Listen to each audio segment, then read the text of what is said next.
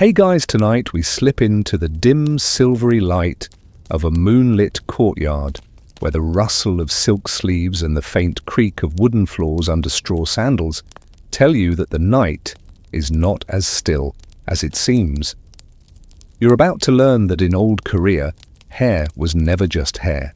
It was a living diary written on the body, a signal post declaring who you were, what you believed, and how society measured your worth.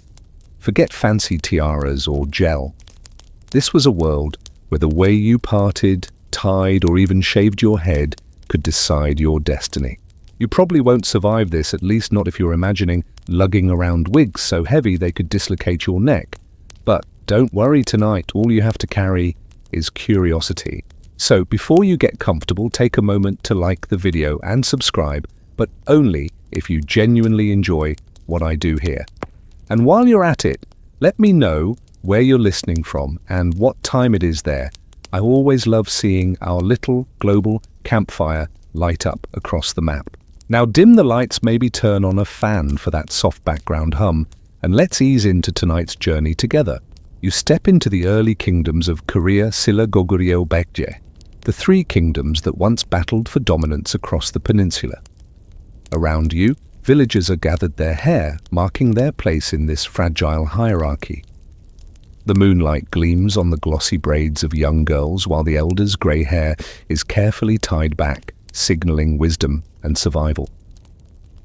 Even the children, some with freshly shaved heads, remind you that hair is not simply allowed to grow wild, it is managed, ordered, and watched.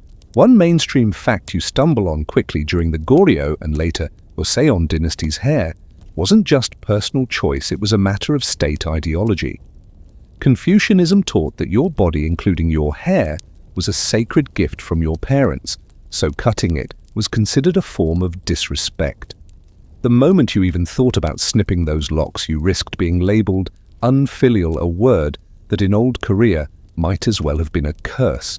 But here's a quirky little detail. Some villagers believed that if you tossed loose strands of hair, carelessly, mischievous spirits could grab them and weave curses into your life. So people collected fallen hairs and either burned or buried them. Yes, even before the age of lint rollers, folks were very aware of shedding. Historians still argue whether the earliest strict codes of hair really emerged from court edicts, or whether they bubbled up more organically from folk customs and survival rituals. Did rulers enforce the symbolism from above, or did ordinary people craft it long before palace bureaucrats stamped it into law? The debate continues, but what's clear is that hair was a canvas of power and belief. Imagine standing there in that courtyard, the scent of wood smoke hanging in the air. You see a boy no older than 8, with his head mostly shaved except for a tuft tied at the top, a small marker that he has not yet crossed into adult life. Across from him, a young man ties his hair into a neat knot at his crown, a visible sign he has taken on adult responsibilities. The difference is striking. It's as though you can see the passing of years written directly on their scalps. As you trudge deeper into this world, you notice how hairstyles ripple through the community like silent laws. Farmers keep their hair bound low and tight so it won't snag on plows or tools. Nobles, on the other hand, carefully oil and groom their locks, ensuring not a strand looks out of place, because their reputation, their family's honor, and their very social standing depend on the impression their hair conveys. It's oddly comforting watching how universal the obsession with hair has always been. Even now in your own mirror, you probably spend a suspicious amount of time trying to get that one stubborn strand to sit just right. Some things never change. The night grows cooler, and you sense that this is only the beginning. These early codes are like the first brush strokes on a much larger painting, one that will stretch through dynasties, revolutions, and even into the K-pop hair salons of Seoul. For now, though, you let your eyelids grow heavy as you picture those ancient knots, braids, and shaves glowing softly in the moonlight. You're still standing there in that quiet Korean courtyard, the embers of a fire fading low when you notice the children. Their heads gleam in the moonlight, smooth and bare in patches, with just a sprout of hair left behind like little islands in a sea of skin. You realize this isn't random. These shaved heads are part of a ritual one that begins almost as soon as a child can toddle. In many villages, the first big haircut, called toll, the child's first birthday. Imagine the ceremony, family members gathering tying charms into the tiny lock of hair that remained, hoping it would shield the baby from illness. The child might not understand, but their scalp became the stage for hopes and fears. It's like a baby registry, except instead of gifting toys or strollers, people gifted symbolic wishes, health, long life, maybe a future in the scholar's hall. As children grew, their hair length and style tracked each stage of life. Girls usually wore 2 braids down their back, bouncing like pendulums as they ran through rice fields. Those braids were practical, yes, but also a social signal. Not yet married. You can almost hear the teasing jokes from neighbors nudging parents about when those braids might give way to the heavy coils of adult womanhood. For boys, the shift was even more dramatic. At around 15 or 16, there came the gwali, the coming-of-age ceremony. You watch as elders comb the boy's long hair, carefully twisting it up into a knot, the sangtu tied firmly at the crown of his head. This wasn't just about neatness. It was society's way of saying, "Congratulations, kid. You're now responsible for taxes, military service, and probably disappointing your parents in more creative ways." The hair tied up wasn't just strands, it was childhood being folded away. One mainstream historical fact rings clear here: in the Joseon dynasty, no man was considered a true adult until he wore the sangtu. Without it, he couldn't marry or hold official posts. Hair, quite literally, was a gatekeeper to adulthood. But let's drop in a quirky tidbit. In some rural areas, mothers used to save that first shaved baby hair, storing it in pouches and hanging it near doorways as a charm against evil spirits. Imagine your mum keeping your first haircut in a little bag above the family entrance. Talk about sentimental decor. Historians still argue whether these childhood rituals were strictly Confucian in origin or whether they carried over from earlier shamanistic practices. Did the philosophers really design these ceremonies, or were they polished versions of much older folk beliefs? The truth may lie somewhere in the overlap, where ancient fears met scholarly order. Picture again that courtyard. The boy with his freshly knotted sangtu looks around with shy pride, adjusting his robe while his father beams at him. A younger sister skips past, her braids swinging. The grandmother, her hair pulled back into a severe bun, mutters something about how fast children grow. The whole scene feels familiar, doesn't it? It's not so different from the awkward family gatherings of today, except instead of blowing out candles on a cake, you're tying your hair into life's new chapter. And then as you imagine drifting closer, you notice a darker undercurrent. For those who didn't follow the expected rituals, life could become complicated. A young man refusing to knot his hair might be seen as rejecting society's order, a rebel without a comb. In fact, there are records of men punished for keeping their hair loose as though they were perpetually children. Hair became a leash as much as a symbol of freedom. The night air cools your skin and you feel the weight of these traditions pressing down. Childhood here wasn't just something you outgrew naturally, it was sculpted, displayed, and literally tied into place.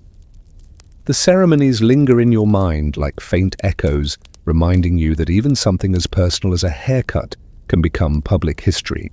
You start to realize that the next chapter of this journey isn't just about children stepping into adulthood, it's about the adults themselves and how their carefully tied top knots stood as proud monuments of power and restraint.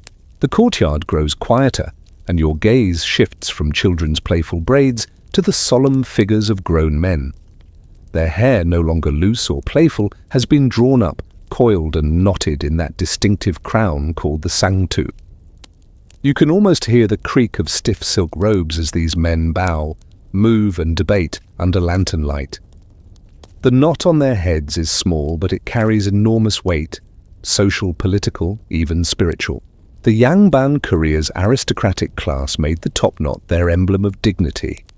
You watch them carefully oil their hair with camellia oil, comb it smooth with carved wooden combs, and secure it in place with pins.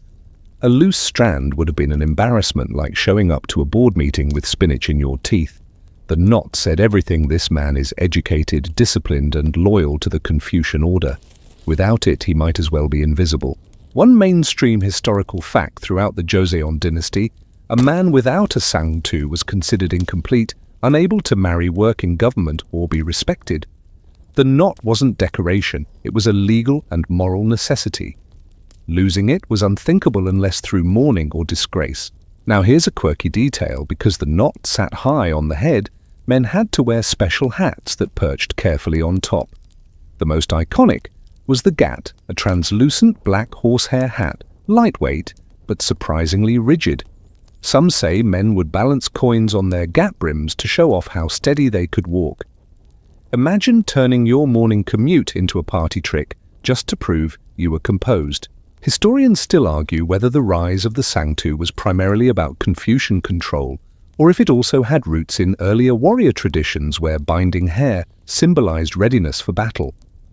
Was it about loyalty to family and state, or about discipline in the face of danger? The answer remains tangled like a knot with too much oil. You follow one young yangban as he prepares for an important exam. He sits at his desk, brush in hand, writing characters late into the night. But even before he opens his scrolls, he smooths his knot, making sure it's symmetrical, centered, flawless. In his mind, discipline begins at the scalp. If his hair is chaotic, how could his mind be ordered enough to recite the Confucian classics? There's a touch of humor here too. Records suggest that when men aged, their knot sometimes grew thin and wobbly with hair loss, forcing them to use discreet padding to keep the knot looking full. Yes, the ancient version of a hairpiece, because even back then the fear of balding could undo a man's confidence. But don't let the subtle comedy fool you. A loosened or untied knot could also be a serious insult. To touch another man's knot was to threaten his dignity. Imagine someone casually ruffling your hair today. Back then, that could start a duel. Even punishment sometimes involved undoing the knot, a public humiliation worse than a slap. The courtyard scene sharpens in your imagination, rows of men bowing before a magistrate, their knots gleaming, their hats carefully balanced. The sound of silk sleeves brushing against one another fills the air. Each man's identity is wrapped up literally in that coil of hair. It makes you wonder how much of your own identity is tied to how you present yourself. A haircut, a style. Even that stubborn cowlick, it shapes how others see you, whether you admit it or not. These knots remind you that the smallest details can become lifelong symbols. And as you watch those aristocratic men straighten their backs and adjust their gat, you sense the contrast that's about to appear. Because while the yangban polished their top knots into perfection, the women of the court and the wealthy households were crafting hairstyles so elaborate, so dramatic, they almost tipped into scandal. The lanterns flicker and your eyes drift from the rows of composed yangban men to the women who sweep past them like living sculptures. Their hair rises, curls, and coils into impossible shapes, hair so massive it seems to defy gravity. You realize you're staring at the gash, the infamous wig that became the centerpiece of noble women's style during the Joseon dynasty. At first you can't believe it's hair under all. These wigs are enormous, weighing anywhere from 3 to 10 pounds, sometimes more. Imagine balancing a house cat on your head every time you wanted to attend a banquet. And yet these women carried themselves with grace, their necks straining invisibly under layers of pinned locks and jeweled ornaments. The bigger the gash, the greater the status. That was the unspoken rule. One mainstream historical fact: by the 18th century, the gache had become so extravagant that officials worried about the toll it was taking on women's health and on family finances. Some wigs were so costly they could equal the price of a small house. The government eventually tried to regulate their size and expense, though predictably wealthier families found ways to flaunt them anyway. And here's a deliciously quirky tidbit: servants often had to follow noble women around, ready to adjust or literally hold up these towering wigs during long ceremonies. Imagine being the designated wig support staff. Your job description basically reads, "Prevent your mistress from collapsing under her own hair." Historians still argue whether the gash was purely a display of vanity or whether it carried deeper symbolism tied to fertility and abundance. Did the towering volume suggest prosperity for the family? Was it a quiet protest against Confucian modesty rules that otherwise restricted women's expression? The answer floats somewhere between fashion statement and cultural tug-of-war. As you lean in closer, you see a woman sitting for hours while her attendants carefully assemble her wig. First, a base of natural hair is woven into place. Then strands, sometimes human, sometimes horsehair, are layered, looped and padded with cloth. Finally, ornaments are added: jade pins, golden butterflies, sparkling beads. The finished look resembles a black cloud, frozen in motion, a thunderhead of beauty and ambition. But not everyone admired it. Confucian scholars criticized the gash as frivolous and corrupting. They worried that young men were being lured away from scholarly duties by the mere sight of towering hairstyles. You can almost picture a stern old scholar scolding his students, "Stop staring at the wigs and get back to your Confucian texts." There's humor here too. Some anecdotes suggest women occasionally tipped over from the sheer weight of their wigs, especially during lively festivities. Picture someone mid-dance, wobbling, then rolling gracefully onto a mat like slapstick comedy hidden inside high society. Of course, attendants would rush to rescue both wig and wearer, because losing balance was one thing, but losing dignity was far worse. As the night deepens, you notice the atmosphere these hairstyles created. They weren't just ornaments, they turned women into walking stages, their heads a canvas for artistry, wealth, and politics. Every guest at the feast understood the silent messages: whose family had resources, whose daughters were being married off advantageously, whose influence was rising.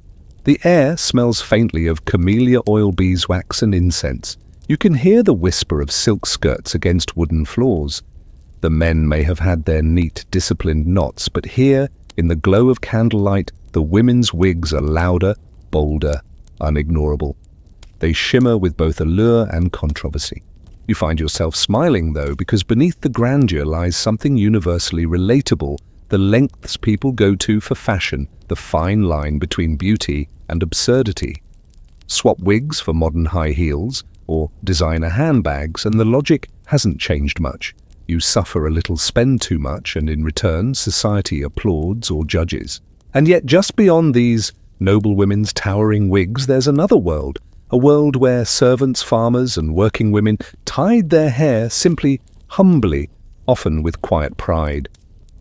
Their styles lacked the glitter, but carried stories of resilience, labor, and even rebellion. That's where your eyes wander next. You step away from the glittering halls and heavy wigs of noble women and follow the narrow alleys where lanterns burn low. Here, the air smells more of earth than incense, and the hairstyles you see belong not to spectacle, but to survival. Servants and laborers, women carrying water jars, men hauling firewood. Their hair is tied in ways that speak less of status and more of practicality. Women in these spaces rarely wore wigs. Instead, their hair was often parted in the middle, braided neatly, and tied with cloth strips or dengue ribbons. These weren't jeweled ornaments, but scraps of fabric, sometimes dyed in simple reds or blues. You notice how the braids swing against their backs as they walk, not for fashion, but for convenience: hair pulled tight so it wouldn't interfere with grinding rice or weaving cloth. For men, hair followed an even stricter simplicity. Those not of the yangbang class still wore the sangtu knot, but often tied lower, sometimes with less polish, since oil and combs weren't luxuries everyone could afford. Farmers often stuffed their knots under simple cloth headbands, sweat darkened from work in the fields. Imagine the relief of tying it tight on a hot day, not for ceremony, but just to keep strands from sticking to the face. One mainstream historical fact: Joseon's rigid class system even extended to hair accessories. While nobles used jade or hornpins binyeo to secure their knots, commoners were restricted to wooden or bamboo versions. Your hairstyle could literally get you in trouble if it looked too wealthy. And here's a quirky tidbit that makes you chuckle. Some servants secretly styled their braids or knots to mimic higher class looks, especially when festivals rolled around. But if caught, they risked scolding or punishment. Imagine being told off because your hair looked too fancy for your pay grade. Talk about workplace dress codes taken to the scalp. Historians still argue whether these restrictions truly succeeded in keeping classes visually distinct, or whether ordinary people found subtle loopholes to express themselves. Did farmers really always conform, or did hairstyles become small acts of defiance invisible until you knew what to look for? Look. The longer you watch, the more you notice how humble hair carries its own beauty. A girl dips her braid into a stream to cool off, twisting it into a bun while she laughs with friends. A man ties back his sweaty strands with a strip torn from his work tunic. These gestures are quick, almost thoughtless, but they hold the intimacy of daily life, unrecorded by scribes yet deeply human. And not all was submission. In some regions, men shaved the sides of their heads more closely, hinting at styles influenced by neighboring tribes or even by rebellion. Hair became a quiet whisper of independence, a way of saying, we may plough the fields, but we still choose who we are. The village atmosphere hums around you, the clatter of pots, the bark of dogs, the squeak of a water wheel. The hairstyles here don't shout for attention the way wigs do. Instead, they blend into labor, into laughter, into small acts of endurance. It makes you wonder about your own routines, how much of your morning hair care is about presentation, and how much is simply about surviving the day. A messy bun before Zoom class, a rushed ponytail before the gym. Modern shortcuts echo these ancient ones, though thankfully without the looming threat of Confucian scholars judging your hair tie. You take a deep breath, letting the scent of straw and wood smoke settle around you. Fashion and power may rule the palaces, but here in these alleys, hair feels closer to the pulse of life itself. Still, even in this humble setting, there are moments when hair transforms into ritual marking weddings, grief, and everything in between. And that's the path you're about to follow. The night deepens, and as you leave behind the laughter of children with swinging braids and the quiet endurance of farmers with tied knots, you stumble into a courtyard buzzing with music and ceremony. Here, hair is no longer just a matter of daily survival, it becomes a witness to life's most important transitions. Weddings, funerals, and rites of passage all leave their marks not only on memory, but on the very strands that crown the head. You pause at the threshold of a wedding celebration. Lanterns sway, casting warm pools of light over families gathered in anticipation. At the center, the bride enters, her hair transformed into a jokjin maori, a thick bun coiled at the back of her head. It's decorated with pins and ribbons, signaling her new role as a married woman. Just hours ago, she might have worn simple braids, marking her unmarried status. Now her hair tells everyone, I have crossed the threshold into womanhood, into partnership, into a new household. The groom too has made his transition. His sangtu is wrapped tightly under a ceremonial hat, symbolizing maturity and readiness to bear the responsibilities of family life. The knot on his head carries the weight of both ancestors and descendants, quite the load for a hairstyle. One mainstream historical fact in Joseon society: unmarried women always wore braids, while married women always wore buns. A single twist of hair at the back of the head could instantly reveal a person's marital status, almost like a visible ID card. But here's a quirky tidbit. Some wedding buns were so heavily decorated with ornaments that the bride had to remain seated for much of the ceremony, unable to balance properly if she stood too long.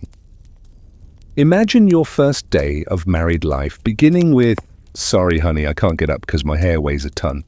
Historians still argue whether these hairstyles evolved purely from Confucian ideals of order and family structure, or whether older shamanistic beliefs hair, as life force hair, as conduit to spirits, still lingered quietly beneath the surface.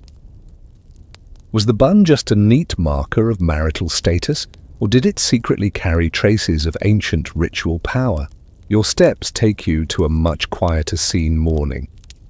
The courtyard here is stripped of decoration, its silence broken only by low wails. In this moment, hair becomes an instrument of grief. Mourners sometimes cut their hair short or left it unkempt as a visible sign of sorrow.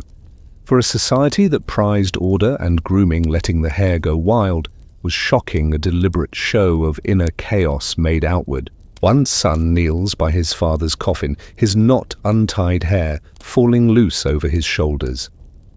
The gesture screams louder than any words. He is undone, disordered, incomplete, without his parent.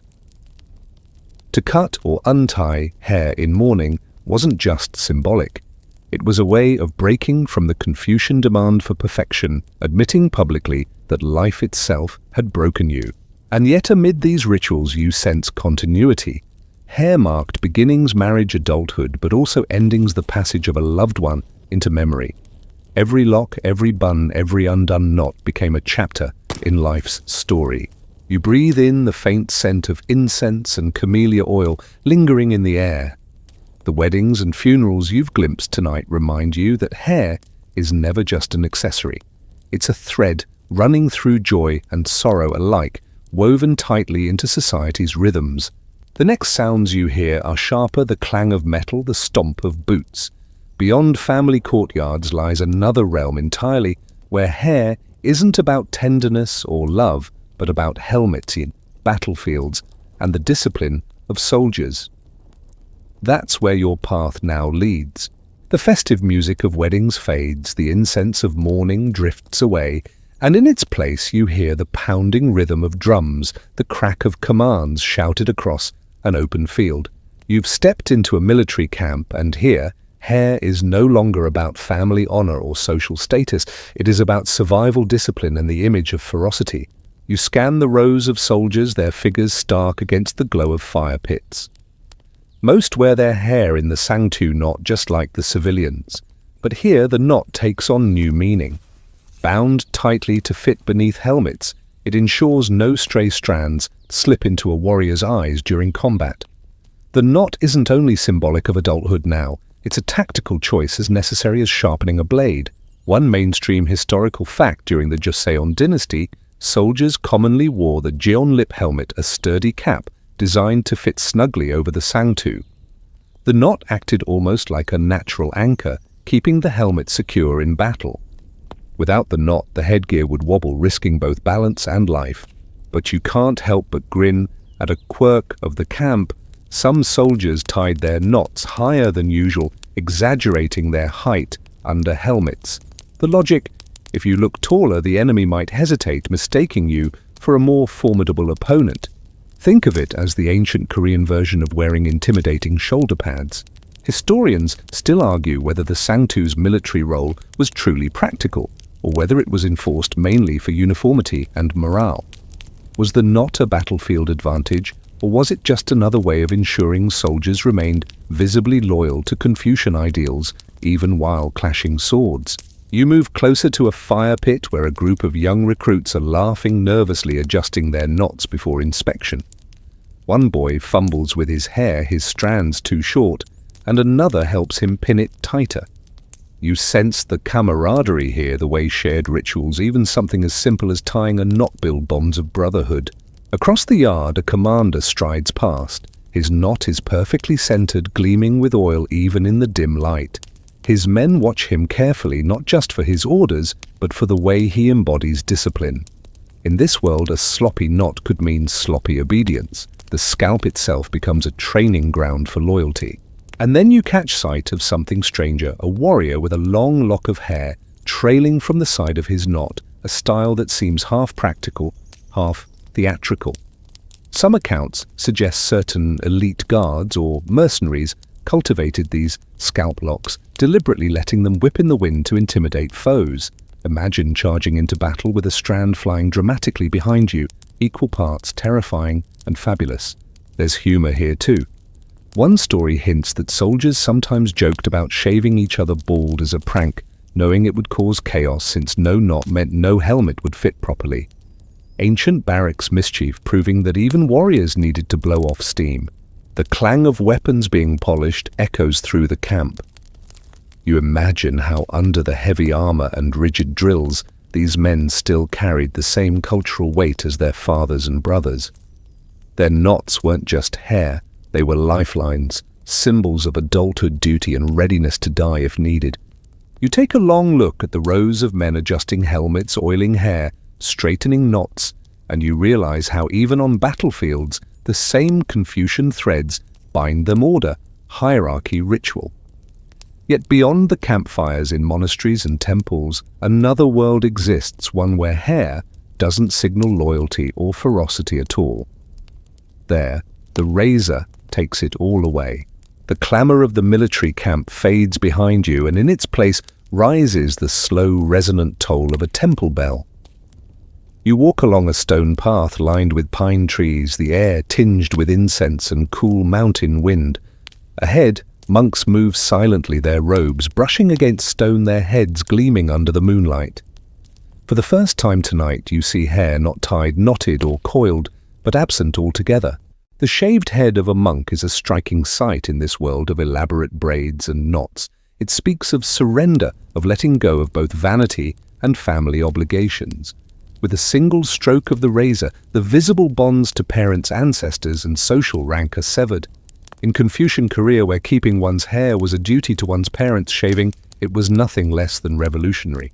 One mainstream historical fact: Buddhist monks in Korea were required to shave their heads completely, a practice symbolizing the renunciation of worldly attachments. This was seen as an act of purity, but also as a public declaration of stepping outside the Confucian family system. To join the monastery meant rejecting not just hairstyle traditions, but also the core values of filial piety. Here's a quirky tidbit: in some temples, novices weren't allowed to shave themselves at first. Senior monks performed the ritual while chanting, leaving behind a small patch of hair shaped like a circle. Only once the novice endured a period of discipline could the last tuft be removed. Imagine walking around like a half-plucked coconut for weeks, waiting to earn your full monk look. Historians still argue whether head shaving was always accepted in Korean society, or whether monks faced constant resistance for breaking the Confucian hair rule. Some scholars say shaving was tolerated as otherworldly, while others argue that monks were often mistrusted and excluded precisely because of their radical appearance. You watch as a monk bends over a basin, another carefully passing the razor over his scalp. No oil, no ribbons, no ornaments, just smooth, bare skin catching the glow of lanterns. The act feels serene, but you can sense the underlying tension. In a world where hair means family identity and honor, to shave it off is to declare allegiance to something beyond society itself. And yet the absence of hair doesn't erase meaning, it creates new ones. In villages, people whispered that shaved heads made monks untouchable by wandering spirits, since evil beings supposedly needed something to cling to. A monk's bare scalp was a shield as much as a statement. There's a small flicker of humor here too. Some accounts note that in cold winters, monks improvised head coverings, stuffing cloth wraps under their hoods to avoid freezing. Imagine renouncing the world, shaving your head for enlightenment, and then realizing your skull is an icicle. Enlightenment suddenly comes with a runny nose. You linger at the temple gate, listening to the quiet rhythm of chanting. The monks file past in a line, their heads gleaming evenly, each one indistinguishable from the next. In a society obsessed with hair as a marker of individuality and status, the temple is a place where those distinctions vanish, where scalp becomes a blank canvas of devotion. And yet beyond these walls, hair politics still rage. In the royal palace, behind layers of protocol and secrecy, court ladies twist their locks into coded signals, every coil carrying whispers of intrigue. That is where you head next, into the hushed corridors of forbidden hairstyles. The deep gong of the temple bell fades, and in its place you hear the softer shuffle of silk slippers over polished floors. You've entered the royal palace, a labyrinth of courtyards and shadowed halls, where every gesture is governed by ritual. Here, hair is not just decoration, it's an unspoken language, one that communicates loyalty, rivalry, and even political rebellion. The court ladies move like chess pieces, each hairstyle calibrated to her station. Attendants wear simple buns pulled tight and low, practical enough for long hours of service. Higher-ranking ladies of the inner chambers display carefully arranged coils, pinned with ornaments so specific that one glance tells you exactly who outranks whom. Even the smallest pin could shift the balance of attention in these delicate power games. One mainstream historical fact: palace women were often forbidden from wearing the extravagant gash wigs that noble women outside the palace flaunted. Instead, they were required to use smaller, more restrained styles regulated by royal decree. Too much hair could be seen as a challenge to the Queen's authority. But here's a quirky tidbit: despite the strict rules, palace women found subtle ways to personalize their styles, slightly tilting a bun, adjusting the angle of a hairpin, or sneaking in colored threads woven into the base. Imagine playing a never-ending fashion game where the wrong ribbon could get you scolded, yet the right tilt might win you notice from a prince. Historians still argue whether palace hair regulations were mainly about practicality, keeping wigs from getting stuck indoors, for instance, or whether they were deliberate strategies to control female influence. Was it about managing daily life, or about silencing women whose beauty could sway politics? You pause in a quiet corridor and see a court lady kneeling as another carefully styles her hair. The process is slow, deliberate, almost ritualistic. Each strand is smoothed, each pin placed with precision. The lady's expression never changes, but you sense the tension behind her calm face. One wrong style could invite whispers, suspicion, even jealousy from rivals. And then there's the Queen. Her hair is distinct, often piled higher, and decorated more richly than anyone else's, though still restrained compared to the gash. Her look is designed to balance grandeur with dignity. She must be admired but not mocked, feared but not resented. Her hairstyle is less about beauty than about embodying the weight of the dynasty.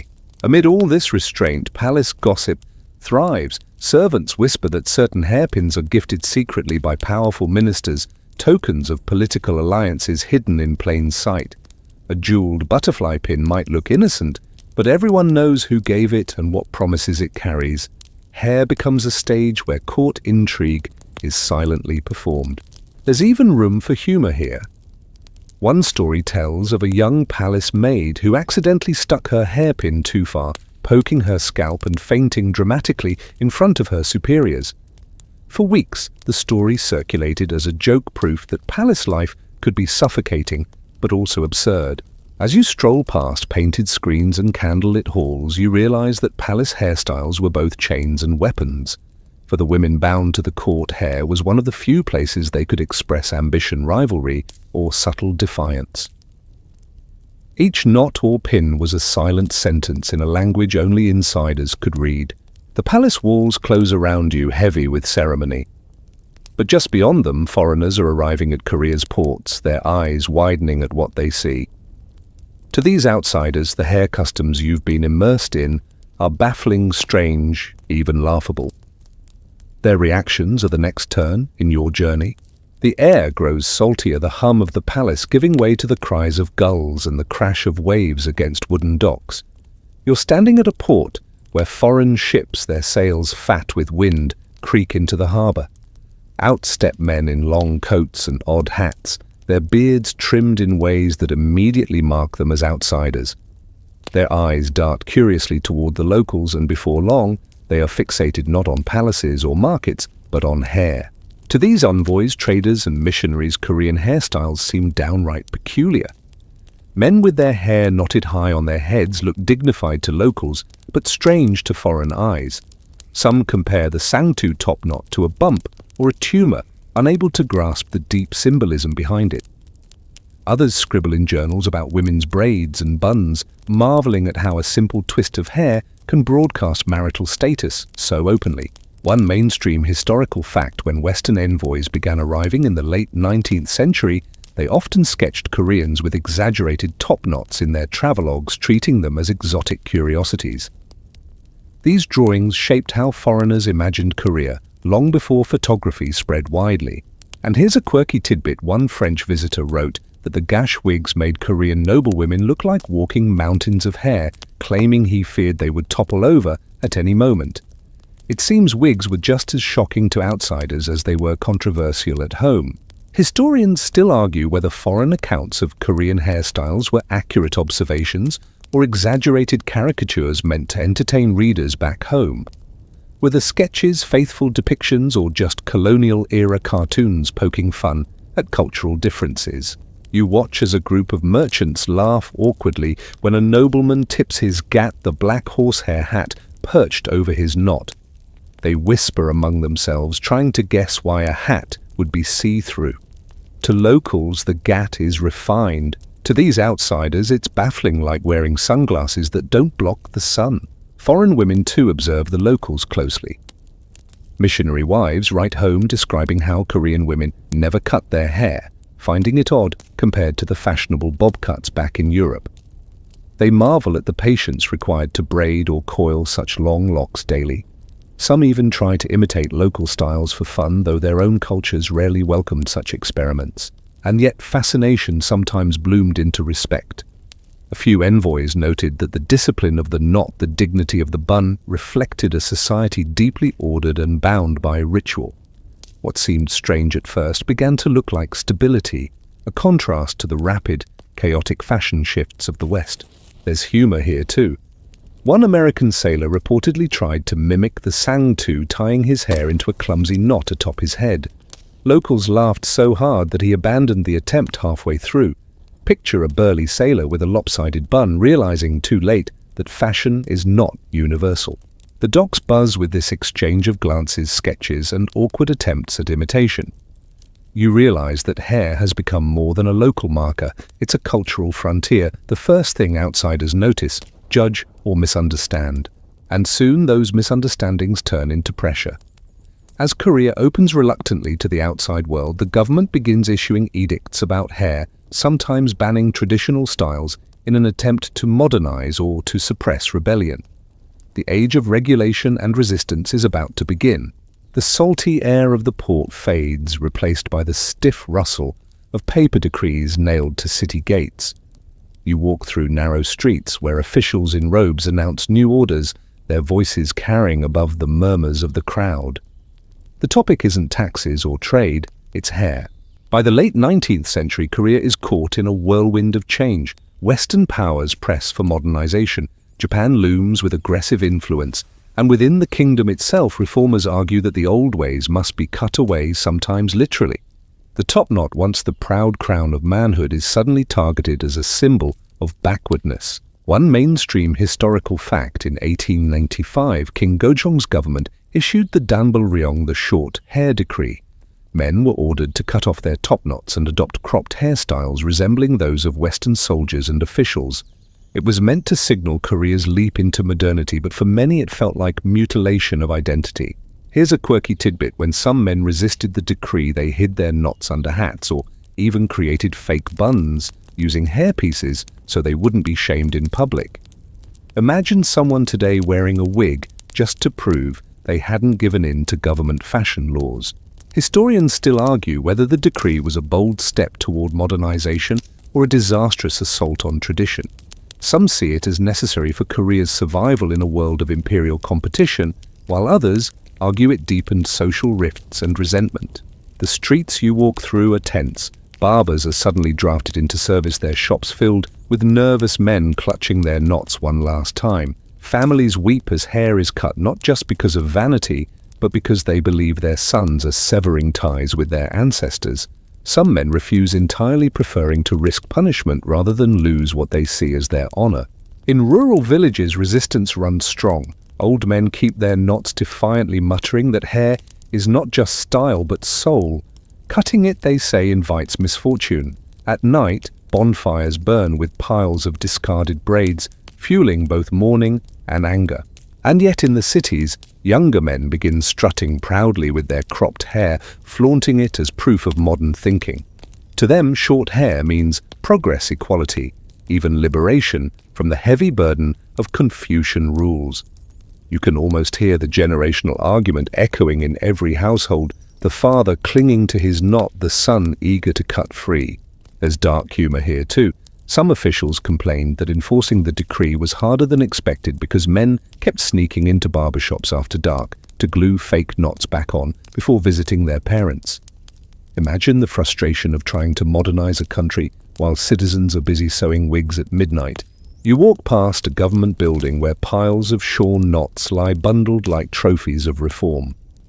The sight is eerie, once proud symbols of adulthood, now discarded like waste. The air feels heavy, as though the city itself is grieving. But this is only one chapter. in the struggle between tradition and regulation. For every hairstyle the government tried to ban or control, the people found ways to resist, adapt, or reinterpret. And nowhere is this tug-of-war more visible than in the rural traditions that clung stubbornly to life long after the cities had changed. The noise of city decrees fades behind you as you drift into the countryside where rice paddies stretch like green mirrors under the sun. Here the pace is slower, and so are the changes. In villages nestled between rolling hills, hair traditions live on with a stubborn persistence, shrugging off the new rules whispered from Seoul. You walk past a gathering of women at a well. Their hair is long, still woven into braids that cascade down their backs, heavy and dark. Some wear it coiled into neat daijok buns, secured with wooden pins, polished smooth from years of use. These styles have survived the storms of reform, partly because the countryside is far from the reach of officials, and partly because villagers see hair as more than fashion. It is ritual identity and inheritance. One mainstream historical fact in rural Korea, women often continued to wear traditional buns and braids well into the 20th century, even after modern styles began to spread in cities. For many, hair was a visible link to ancestors and local customs. Here's a quirky tidbit. Some villages believed that cutting a child's hair too soon would stunt their growth. Instead, children often ran around with wild, untrimmed locks until certain ceremonies were performed. Imagine entire playgrounds of shaggy-haired kids, each one looking like a tiny rock band member. Historians still argue whether rural resistance to hair reforms was simply due to isolation, or whether it was an intentional rejection of modernization. Did villagers hold on to styles because change never reached them, or because they quietly chose not to let go? The contrast between city and countryside grows sharper as you watch. In towns, young men sport cropped hair, proud to look like Western students. But here in the fields, old men walk with their top knots intact, hidden under wide-brimmed straw hats. For them, each strand is sacred, and no decree can erase centuries of belief. Hair rituals persist too. Brides still spend hours having their locks brushed and oiled before weaving them into thick braids, symbolic of fertility and strength. Widows, by contrast, may bind their hair more tightly, reflecting grief and restraint. Even in death, hair is honored. Villagers carefully wash and arrange the hair of the deceased, ensuring it is neat before burial, as if the journey to the afterlife demands the same respect as the journey through life. There's gentle humor here as well. In some places, men joked that the government's decree didn't matter because no one in their village had the time to walk all the way to the city to enforce it. If the officials want our knots, one farmer supposedly said they can come pull them out themselves. You stroll through the fields, feeling the stubborn strength of these traditions. Hair here is more than politics, it is family memory and rhythm. Every braid carries generations of hands that have combed and tied before. Every knot is a small act of resistance against forgetting. And yet, even as rural life clings to the past, the tide of modernity presses forward. Cities grow, schools spread, and with them come new fashion, scissors in hand. The question is no longer whether hairstyles will change, but how their meanings will survive in the face of modern trends. The soft murmur of village life gives way to the buzz of electric lights, the clang of streetcars, and the shuffle of school uniforms. You've stepped into the dawn of modern Korea, when factories rise, newspapers circulate, and scissors snip with a speed the countryside could never match. Hairstyles, once guarded traditions, now bend and twist under the weight of modernity. In classrooms, boys appear with cropped hair, their top knots gone, their scalps bare to the cool air. Teachers praise the look as clean, efficient, civilized. These students sit stiffly at their desks, conscious of their new appearance, while older generations shake their heads, muttering that the boys look like shorn sheep. One mainstream historical fact: by the early 20th century, Western-style cropped hair became standard for men in schools and government service, replacing the sangtu top knot almost entirely in urban areas. It was one of the most visible signs of Korea's rapid social transformation. Here's a quirky tidbit. Some young men in the 1920s slicked their hair back with pomade imported from abroad, proudly imitating Western movie stars. But supplies were scarce, so in a pinch, a little animal fat or cooking oil did the job. Imagine walking around smelling faintly like last night's dinner but looking stylish enough to impress classmates. Historians still argue whether Koreans embraced these new styles willingly or if they were coerced by colonial and governmental pressures. Was short hair a genuine symbol of progress or just a forced badge of conformity?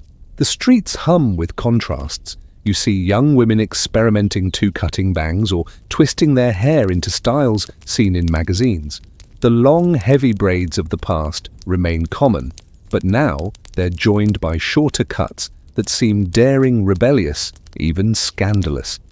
Mothers frown as daughters arrive home with trimmed hair, whispering that such boldness invites trouble. Daughters reply with smirks pointing out that the world itself is changing. Why shouldn't their hair? At the same time, new tools enter homes. Scissors, combs, and oils from abroad mingle with traditional pins and brushes. The act of styling hair becomes quicker, less ceremonial. Where once hair spoke of family ties and ancestral duty, now it begins to reflect individuality, personal taste, even aspiration. There's humor in the awkward transitions too. In one tale, an old man tried to hide his cropped hair under a wig styled like a knot, only to have it slip off while bowing in a crowded market. The sight of a hairpiece rolling across the floor had people laughing for days, proof that the clash between old and new could sometimes be ridiculous. And yet beneath the laughter something deeper stirs. Hairstyles no longer carry the same weight of ritual, but they still speak volumes about generational divides, about class and education, about Korea's uneasy dance with modernity. A braid can signal tradition, a crop can signal ambition, and a slicked-back look can signal imitation of global trends. You stand in the middle of a busy street watching the swirl of styles pass by old men still clinging to their knots, students with clean cuts, young women with daring trims, noble ladies with remnants of their wigs. It's a visual symphony of transition, a society caught between the long shadows of its past and the bright glare of its future. And as the century marches forward, these styles will continue to shift, eventually shaping the sleek modern looks that you might recognize today. But first they must endure occupation war and the forging of a new national identity. The chatter of streetcars and pomaded hairdos fades, replaced by the heavy echo of boots and the shadow of flags not your own. Korea has entered a period of colonization and conflict, and hairstyles once tied to ritual or fashion now become statements of resistance or submission. During the Japanese occupation, traditional Korean hair customs were suppressed, while Japanese styles were promoted in schools and public life. For men, this often meant even shorter cuts, starkly militarized, stripped of softness. For women, it meant a shift toward neat, controlled styles that aligned with Japanese norms. The goal was clear: erase difference, smooth away identity, make the population conform. One mainstream historical fact: under colonial rule, many Koreans were pressured to abandon distinctive hairstyles that marked them as different, adopting styles that signaled assimilation. Even children were scolded in classrooms if their hair was deemed too Korean. Here's a quirky tidbit: some families resisted quietly by keeping old hairpins, combs, and ornaments hidden away like contraband treasures. On special occasions at home, women might braid or coil their hair in traditional ways, then undo it before stepping outside. It was like leading a secret double life, modern under the sun, traditional under lamplight. Historians still argue whether these small acts of hair resistance carried much weight politically, or whether they were simply nostalgic habits. Were they gestures of defiance or just comforts in a time of upheaval? You wander into a war-torn street where hair no longer feels like fashion at all. Soldiers shave their heads entirely for hygiene and discipline. Refugees have hair matted by dust and hardship bound up only to keep it out of their faces. The symbolic meanings shrink as survival takes over. Yet even in hardship, people cling to little rituals: a mother braiding her daughter's hair, in a shelter, a man stubbornly oiling what little hair he has left, insisting that dignity is not so easily stripped away. The war years blur into the mid-20th century, when Korea splits in two, and once again, hair becomes a marker of division.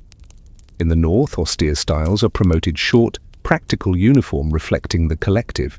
In the South, new influences pour in: American films, pop music, beauty salons, each bringing fresh ideas about how hair can express selfhood. There's irony here too.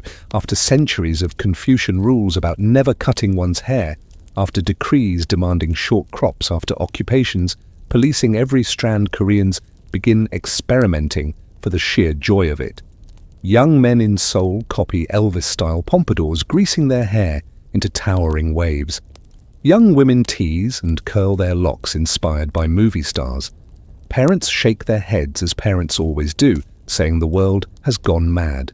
You walk past a barber's pole spinning in the neon light, the sound of laughter spilling from inside. For the first time in generations, hair is beginning to lose its heavy weight of duty and gain something lighter, playfulness-style personal choice. But even so, the echoes of the past remain. The top knot, the gush, the widow's bun, all linger as memories carried like invisible threads in the roots of modern hair culture.